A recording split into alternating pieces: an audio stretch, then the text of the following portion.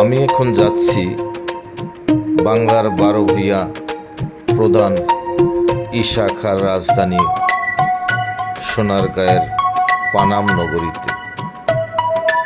Main road থেকে আমি auto rickshaw করে এগিয়ে যাচ্ছি পানাম নগরীর দিকে, ঈশা খাঁর রাজধানীর দিকে। আপনারা দেখছেন রাস্তার দুপাশের একটা ভিউ আমি আপনাদেরকে দেখাচ্ছি। আমরা রাস্তা দিয়ে এগিয়ে যাচ্ছি পানাম নগরীর দিকে, আর দুই পারে রাস্তার ভিউটা আমি আপনাদেরকে দেখালাম, আপনারা দেখতে পাচ্ছেন। এখন আমি পানাম নগরীতে প্রবেশ করেছি, আপনারা দেখতে পাচ্ছেন। এখানে আমরা সদর দরজা দিয়ে ভিতরে প্রবেশ করতেছি ঈশা খাঁর রাজধানীতে।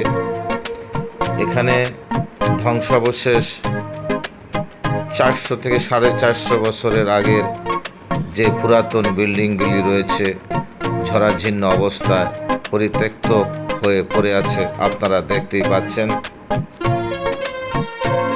বিদেশি পর্যটকরা এখানে সেলফি তুলছে। তারা হেঁটে হেঁটে নগরীর প্রত্যেকটা বিল্ডিংকে তারা পুঙ্খানুপুঙ্খভাবে দেখছে, আপনারা দেখতেই পাচ্ছেন। পর্যটকরা এখানে হেঁটে যাচ্ছে।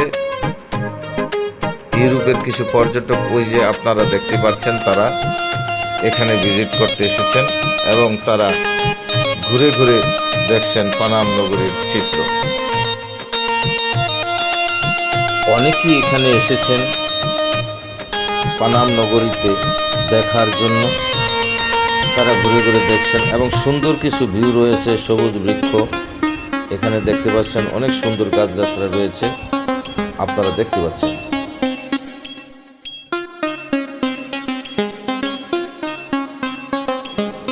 পনেরোশো 29 থেকে 1599 ষোড়শ শতকে বাংলার 12 ভূঁইয়াদের অন্যতম প্রভাবশালী শাসক ছিলেন ঈশা খাঁ। তিনি সেকালে সম্রাট আকবরের বাহিনীকে প্রতিহত করে সোনারগাঁ অঞ্চল স্বাধীন করেন। তিনি মসনদ-ই আলা নামে উপাধি লাভ করেন।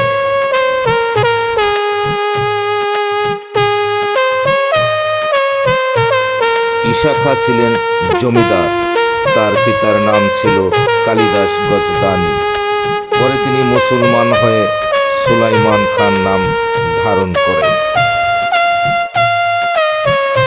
মোগল বাহিনীর সাথে কয়েকটি যুদ্ধে তিনি বীরত্বের পরিচয় দেন।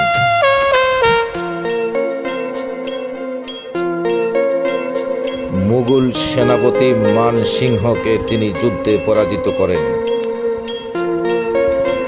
1575 সালের পর থেকে তিনি সোনারগাঁকে কেন্দ্র করে বাংলার পূর্বাঞ্চলকে মুঘলদের বিরুদ্ধে স্বাধীনভাবে রাজত্ব করেন।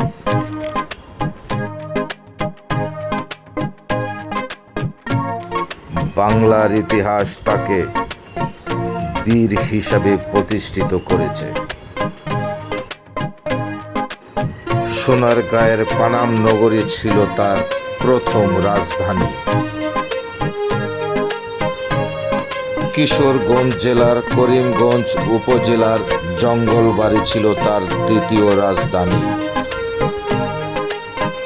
ব্রাহ্মণবাড়িয়া অঞ্চল থেকে তিনি প্রায় 22টি পরগনা শাসন করতেন।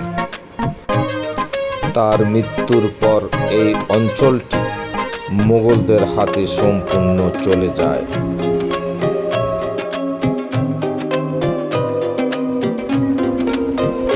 ঈশা খাঁর মৃত্যুর পূর্বে মুঘলরা কখনো এখানে তাদের শাসনভার প্রতিষ্ঠিত করতে পারেননি।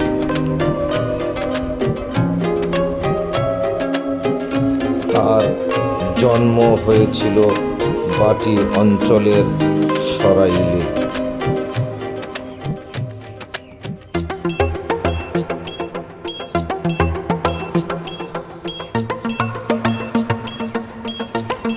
তার মাতার নাম ছিল সৈয়দা মোমেনা খাতুন।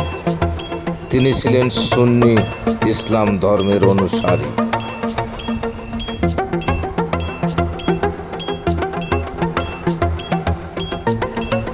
ঈশা খাঁ 1599 সালের 70 বছর বয়সে মৃত্যুবরণ করেন।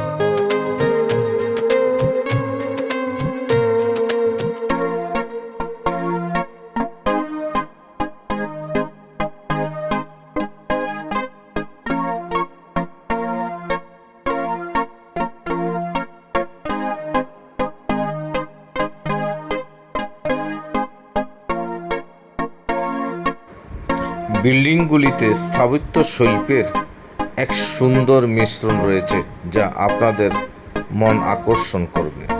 এত বছর পূর্বে এত সুন্দর ডিজাইনের বিল্ডিং, অত্যন্ত মনোমুগ্ধকর। গাজীপুরের কালীগঞ্জ বক্তারপুর গ্রামে ইমারতের গায়ে সমাহিত করা হয় এই মোয়া লেগে আছে, আপনারা দেখলে বুঝতে পারবেন।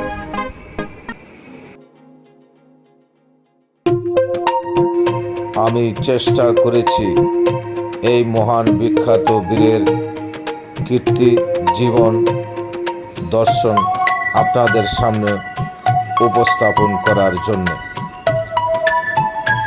আপনাদের যদি আমার এই চ্যানেলটি কিঞ্চিত পরিমাণ মনে দাগ কাটে, তাহলে অবশ্যই সাবস্ক্রাইব করবেন, লাইক করবেন এবং কমেন্ট করে আপনাদের মতামত আমাকে জানাতে ভুলবেন না।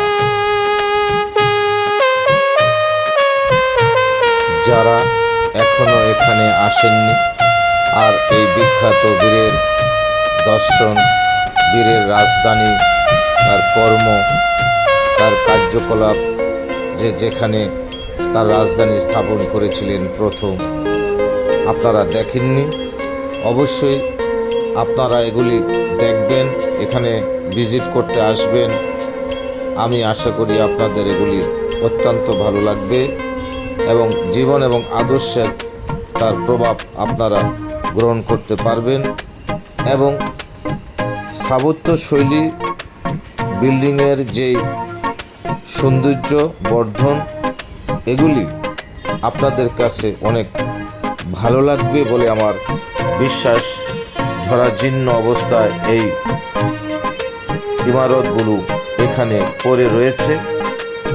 450-500 বছর আগের এই ইতিহাস আপনাদের জীবন থেকে মুছে ফেলবেন না। আপনারা সময় পেলেই এখানে আসবেন এবং আপনারা এখানে আসলে অনেক কিছুই জানতে পারবেন। এতক্ষণ আমার সাথে থাকার জন্য আপনাদের প্রতি আমার শ্রদ্ধা ও ভালোবাসা।